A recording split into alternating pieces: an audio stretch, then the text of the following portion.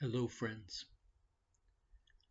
As the age of Adam draws to its close, what we are seeing is an intensifying of the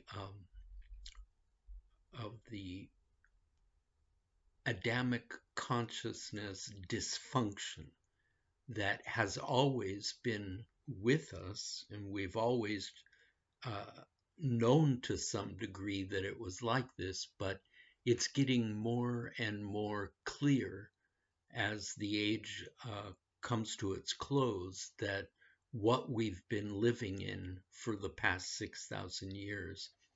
And there's really only one word to describe human life during this period, and that would be insanity. So right now, we are seeing this, and um, there are a couple of different reasons that this is the case right now. One is that those who are attached to this age going forward indefinitely are getting louder and bolder and and acting with impunity at every turn. And the other reason is that those who are moving further into Christ consciousness are leavening human society with that contrasting uh, consciousness that makes Adamic consciousness look very insane. And so let's look at a few of the examples of this. The most obvious one right now is killing. It's murder. It's uh, human life is being destroyed uh, everywhere you turn right now through war, through violence, deception, many different paths to doing this, and it's becoming very rampant right now without any kind of conscience. And this has always been with us in this age. It's always been a part of Adamic consciousness that when people feel justified, they take the life or lives of other people. And this is a very insane thing to do. Um, Christ consciousness shows us that taking the life of another human being it's not just a law, it's something that uh, the Christ is incapable of doing. Try to imagine Jesus or Buddha with a machine gun mowing down rows of people. I mean, it's just out of the question. And yet, the armies of our nations right now are just killing with total impunity, and they're doing it. Of course, they justify their actions by um, through some kind of justification that makes sense to them, whether it's a religious ideal or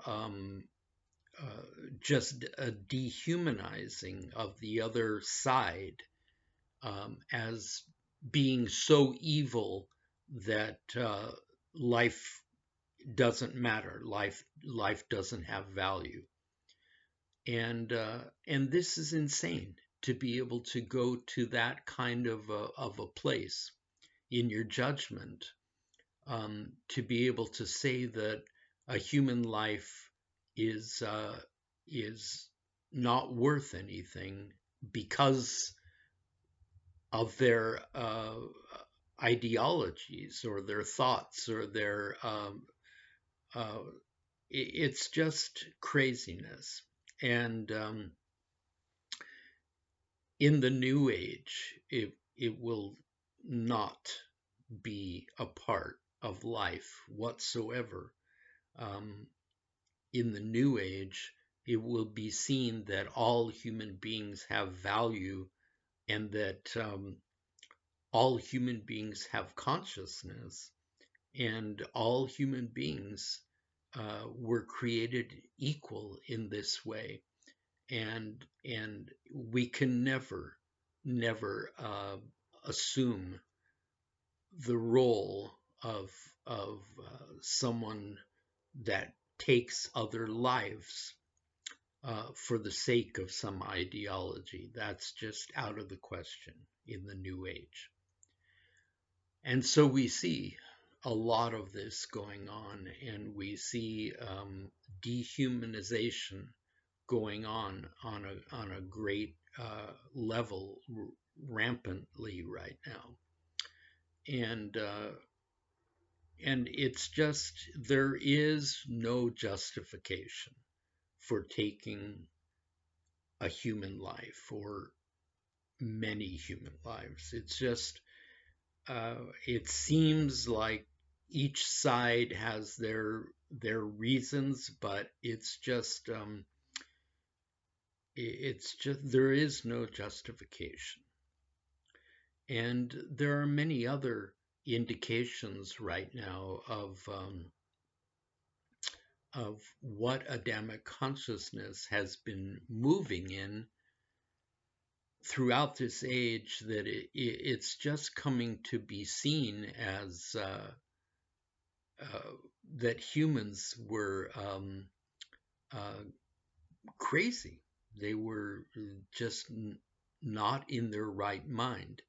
Um, to treat another human being as an object of your desires is also an indication that something's not right. And whatever that desire may be, whether it's sexual or whether it's the desire for power or fame, or to treat other human beings that way, to take advantage of them or to hurt them or to do violence to them or to do sexual acts that are unlawful to them. I mean, the list just goes on and on of what we have all been moving in, and uh, it's coming out more and more that uh, people have been not even hesitant, but have justified this kind of behavior for thousands of years. Theft is another thing that is very prominent right now, um, mostly in a white collar setting where people are uh,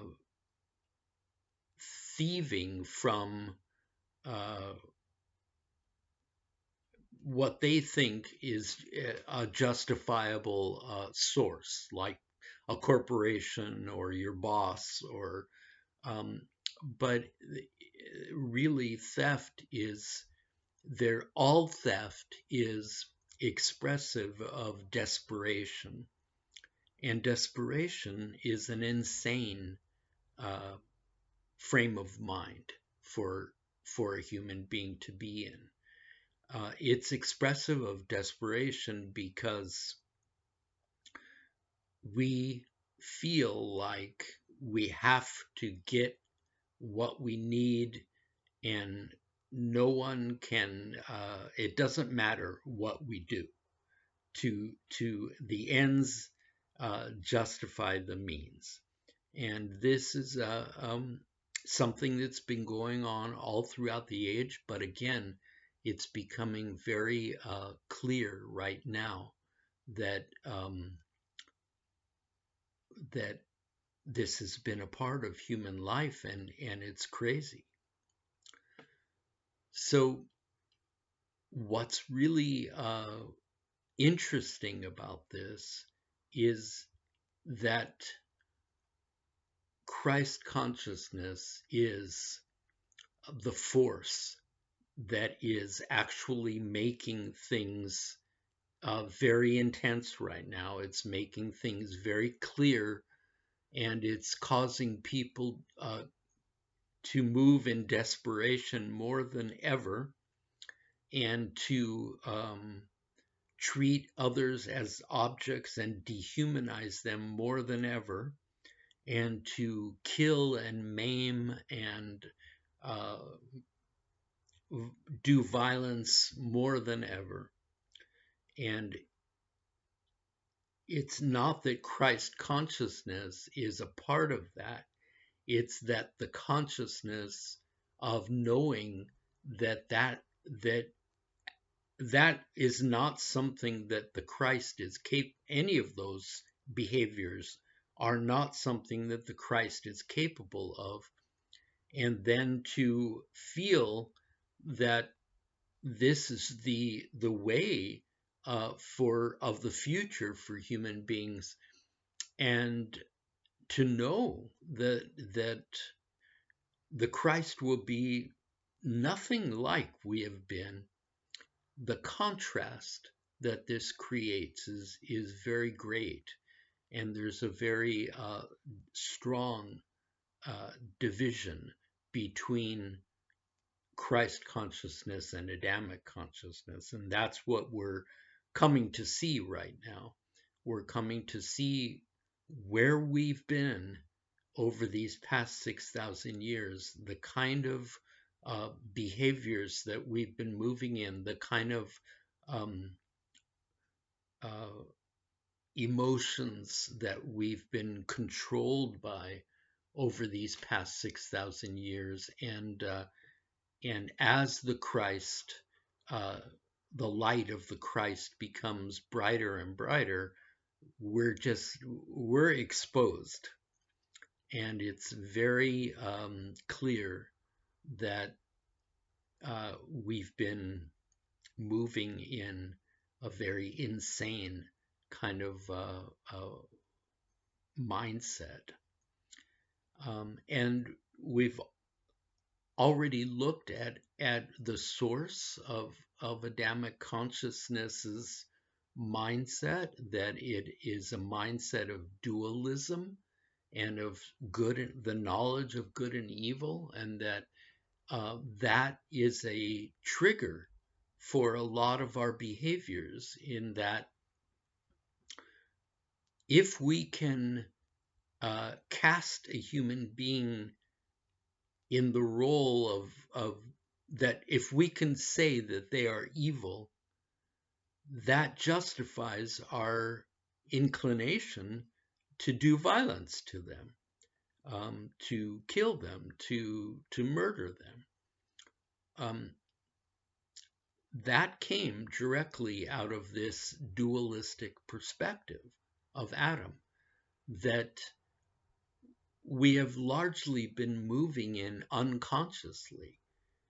We just see people as being good or evil, and make that quick judgment, and then justify our behaviors.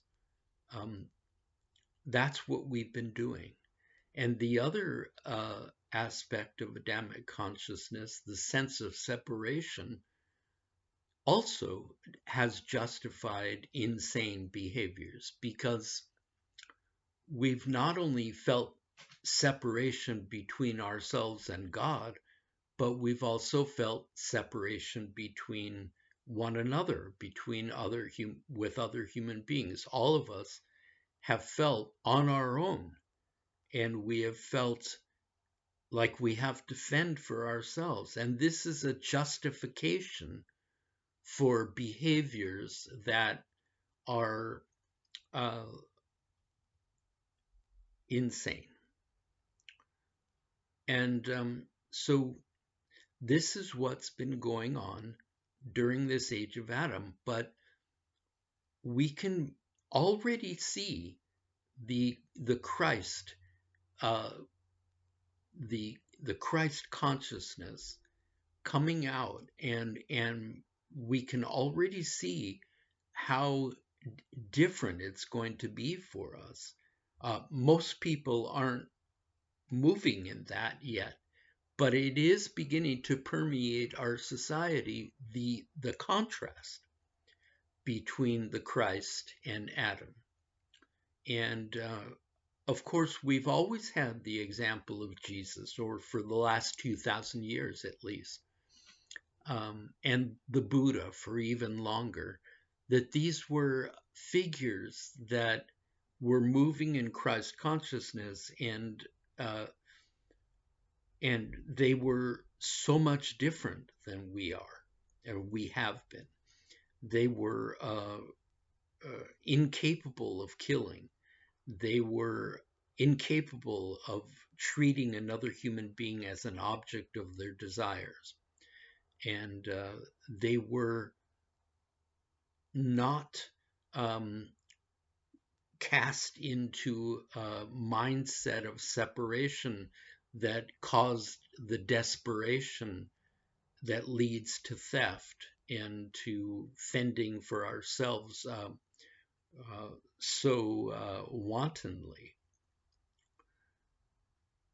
We've had their example, but now, as more and more people are beginning to come into Christ consciousness in their own right, um, we're seeing that this is bigger than just two men. It's all of us. It's all humanity is capable of Christ consciousness, and that as we move into this new age consciousness, human life is going to be unrecognizable. It's not going to be insane anymore. It's We're going to be healed of our insanity. We're going to come into our right mind, and it doesn't mean that we'll stop having a dualistic perspective. We will still have the knowledge of good and evil, but the Christ has overcome the world. That means that the Christ overcomes his or her own inclination to act out on the good and evil perspective. The Christ gains dominion over the temptation of evil and over the temptation to dehumanize others because of judging them as evil. The Christ overcomes the uh, problem of human desire and emotion uh, leading to behaviors that are um, dehumanizing of others. The Christ comes into a place of oneness with God that assures that our needs will be met, and we do not need to desperately strive and fight our way through life. And these are the contrasts that we're seeing so plainly right now. They're very strong, and as Adamic consciousness, and it comes to its end, draws to its close, it's getting louder and more forceful, and it's becoming more and more clear that it has in fact been a consciousness of insanity.